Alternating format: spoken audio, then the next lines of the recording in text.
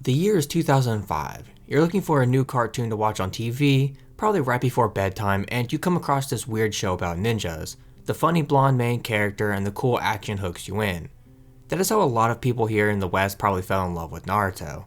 Naruto at the time was the perfect storm.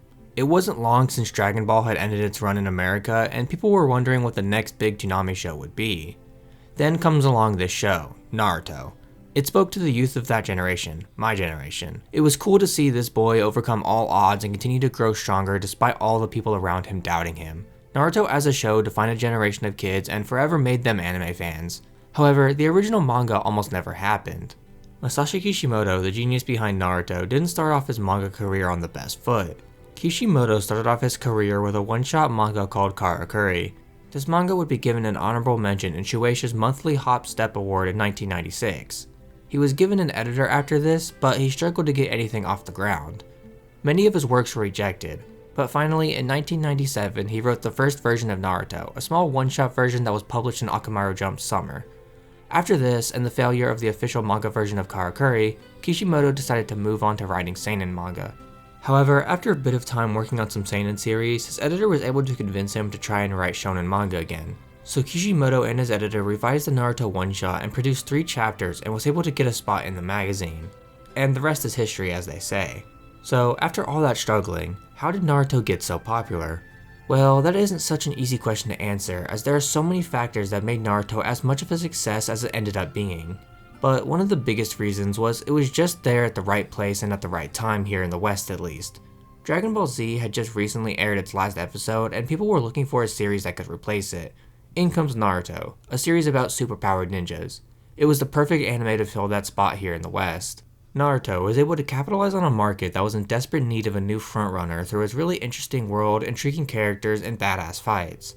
All of these factors played a major role in how Naruto was able to grow so popular and stand the test of time as one of the all-time greats in the anime world. However, some might be asking the question, what about the other anime with similar themes, fights, and characters? Well, that is where the next part of the rise comes into play.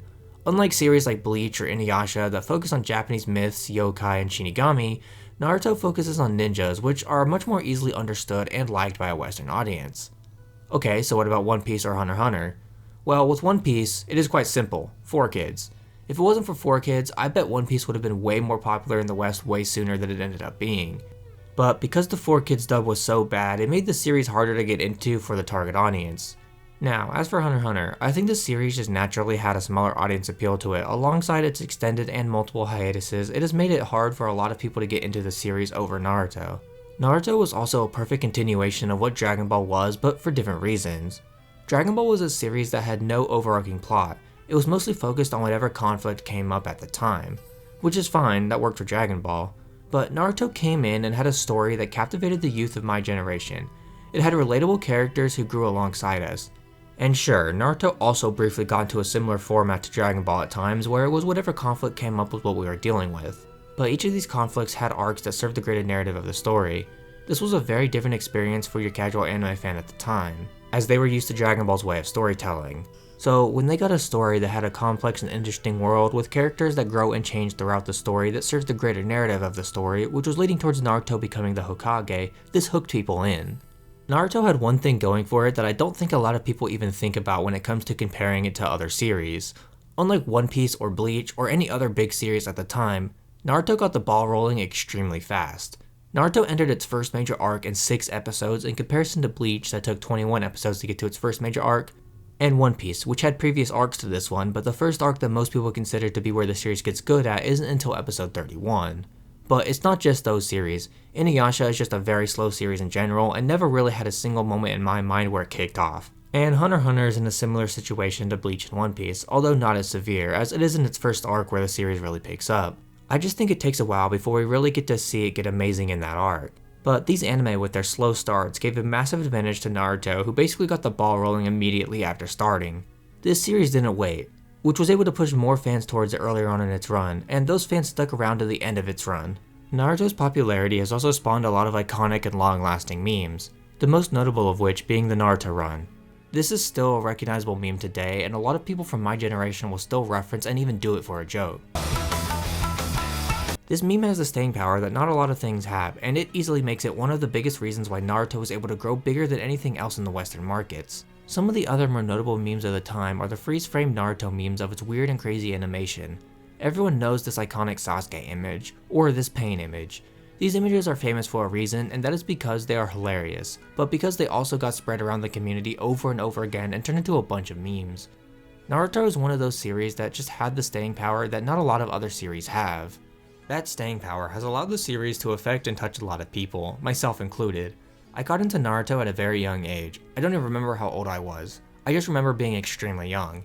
It has been a part of my life since as early as I can remember. I have so many fond memories of watching this anime as a kid. Naruto is one of the few things that me and my older brother could bond over.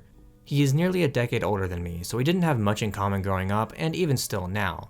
But Naruto was something we both enjoyed and was something we could bond over.